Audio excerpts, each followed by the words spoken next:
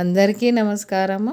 ఇలా తోటకూర కట్ చేసినప్పుడు కాడలన్నీ ఎందుకులే అని పడేసుకుంటాం అప్పుడప్పుడు. అలా పడేసుకోకుండా కాడలతోటే ఎక్కువ బలం అని అంటారు, కాడలలోనే మంచి టేస్ట్ ఉంటుందని అంటారు. ఇలా తోటకూర మనం అంతా ఎప్పటిలాగా కోసి వండుకున్నా కానీ ఇలా కొంచెం తోటకూర ఆకులు కాడలు అన్నీ కట్ చేసుకొని శుభ్రంగా ముందే కడిగేసుకోవాలి. కట్ చేసుకోక ముందు కడిగేసి ఇలా కొంచెం వాటర్ పెట్టేసుకోవాలి.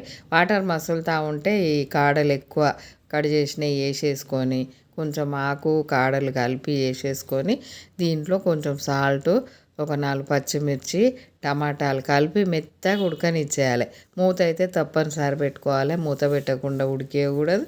మూత పెట్టి ఉడికించుకోవాలి. మెత్తగా ఉడికిన తర్వాత కొంచెం రుద్దుకొని మనము దీంట్లో పసుపు వేసుకోవాలి. కొంచెం చింతపండు రసం వేసుకోవాలి. పులుపుని బట్టి మనం ఎంత ఆకేస్తానమా అనేది చూసుకొని తినే వాళ్ళని బట్టి చింతపండు రసం వేసుకోవాలి. ఉల్లిపాయ వేసుకోవాలి. పెద్దగా కట్ చేసి ఉల్లిపాయ వేసుకోవాలి. ఉల్లిపాయ వేసిన తర్వాత మనము కొంచెము ఎండుకారం వేసుకోవాలి. పచ్చిమిర్చి కొంచెం తగ్గించేసుకొని సరిపడా ఎండుకారం అయితే తప్పనిసరి వేసుకోవాలి. ఇలా ఇవి వేసేసి కలిపి మూత పెట్టి మళ్ళీ ఉడకనివ్వాలి. చింతపండు రసము ఉడికి మంచిగా తోటకూర కాడలకు పట్టేసి ఏం టేస్ట్ ఉంటుందంటే ఇంకా ఇది ఉడుకుతూ ఉంటేనే ఇల్లంతా మంచి గుమగుమలాడిపోతూ ఉన్నది. అంత మంచి స్మెల్ వచ్చేస్తూ ఉన్నది. దాన్ని కొంచెం రుద్దేసుకొని ఇలా తాలింపు పెట్టేసుకుందాము. తాలింపు అంటే అందరికీ తెలిసిన విషయమే. జీలకర్ర, ఆవాలు, మెంతులు అయితే తప్పనిసరి వేసుకోవాలి.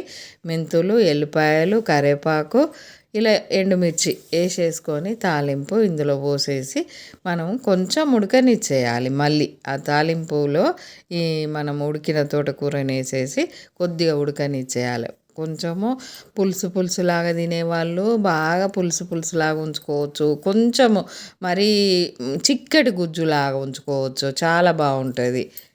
టేస్టీ తోటకూర కాడల పులుసు రెడీ అయిపోయింది. ఇది అయితే మళ్ళీ తినాలి అనేలాగా ఉంటుంది.